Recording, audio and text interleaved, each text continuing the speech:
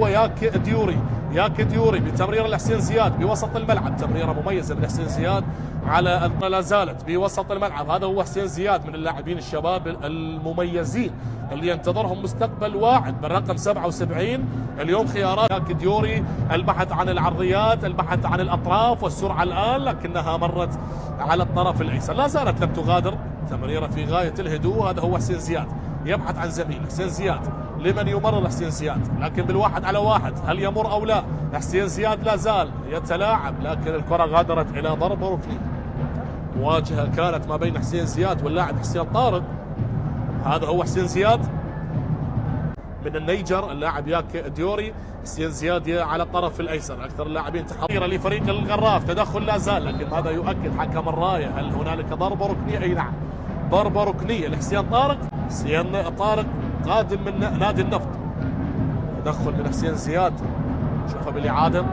حسين زياد وحكم الرايه في الايمن. تلعب وسط مجتبى محمد، لكن حسين زياد في الايسر. حسين زياد تحضير للكره، تاخر فيها حسين زياد، ولا زالت الكره لفريق الكرخ. لا زالت الان التحضير للموج. رميه جانبيه حسين زياد.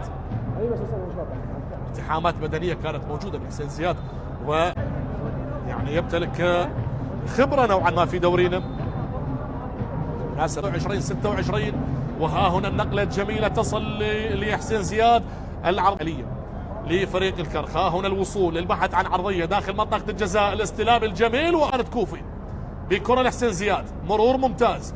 حسين زياد يحاول على الفاعليه واحتجاج من حسين زياد. شوفوا بالاعاده، شاهدنا هذه المره الثالثه التحام ما بين حسين زياد وحسين طارق.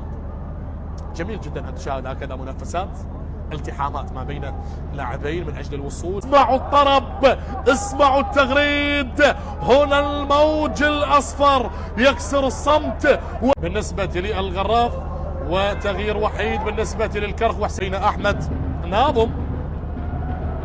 هنا الالتحامات ايضا ما بين حسين زياد، هذه اللي تاخر فيها، وانس المعاري اللاعب اليمني باللقطه الماضيه. هذا حسين زياد اللي ينطلق الان اللقطه الماضيه. هل يقلب الطاوله الغراف؟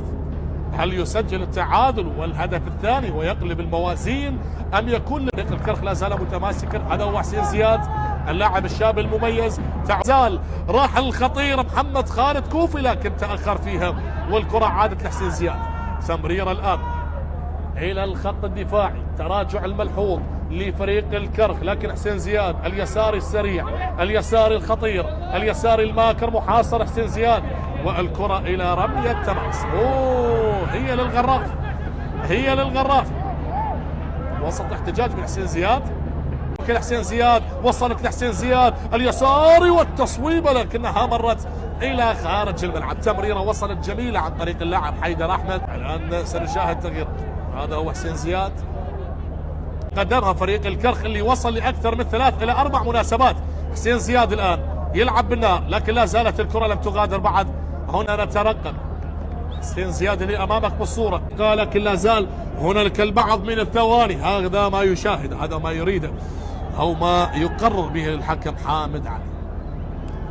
ايضا الارهاق واضح على كل اللاعبين.